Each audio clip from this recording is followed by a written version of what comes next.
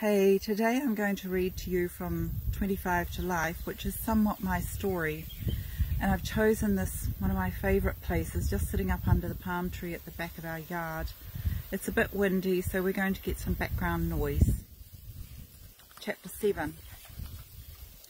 She awoke to being knocked around on all sides as a great stream of people hurried about, seemingly without even noticing her. A brawling, bustling crowd. There were great marble pillars holding up a magnificent portico, which was attached to an equally magnificent building. Self-important people in sumptuous robes were hurrying. She had no idea where she was or what was happening. The early morning sky, which was streaked with pink, heralded a beautiful spring day.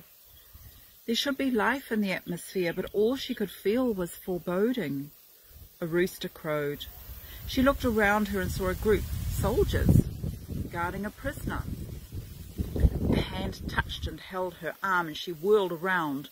It was the angel who had been with her in the courtroom. "It's time," he said. "Time? Time for what? Where am I?" Melissa struggled against the angel's hold on her arm. "It's time to see this earth being redeemed from Lucifer." The angel pulled her through the crowds right to the front, where they saw Time Weaver bound to a post and completely naked. A Roman soldier stood near him holding a whip. Melissa stopped in shock. Her stomach heaved as her heart raced and pounded, and her breath came in little gasps. Her entire focus was on the whip, as the soldier held the wooden handle and the 3 leather thongs draping across the ground. Each time he moved, the pieces of ragged metal embedded into each strand scraped across the ground.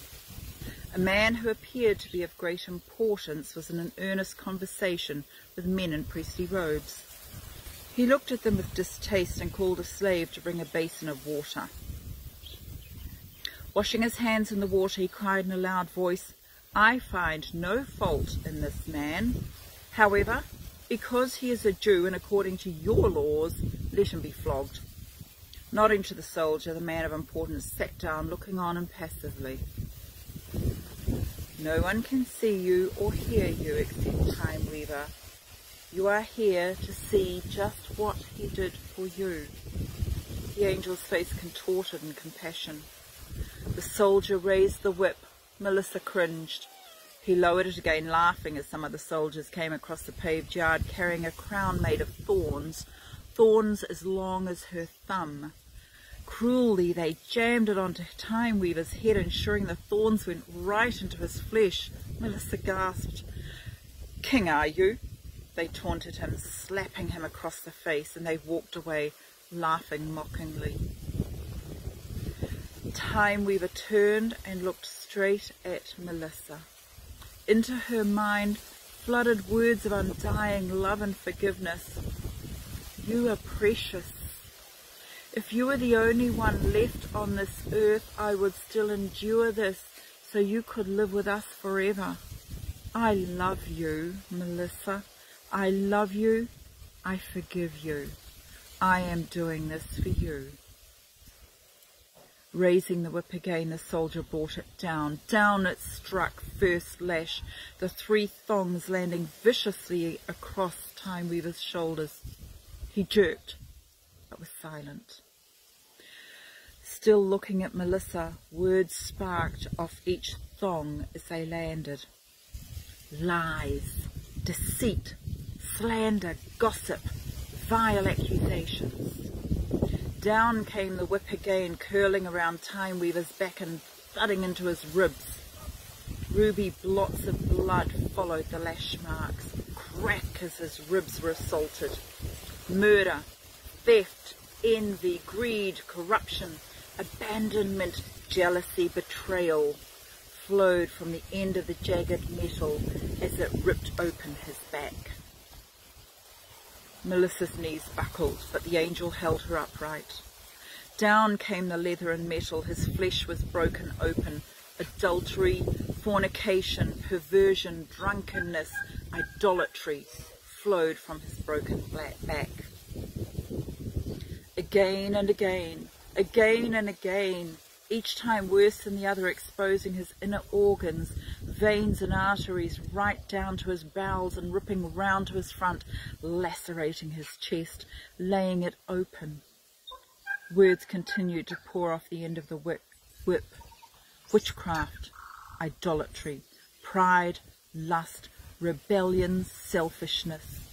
Every evil thought and deed done by mankind. Down it came, disease, poverty, famine, despair, incest, abortion. Down it came, sickness, fear, religious control, war, rape, spells, hexes.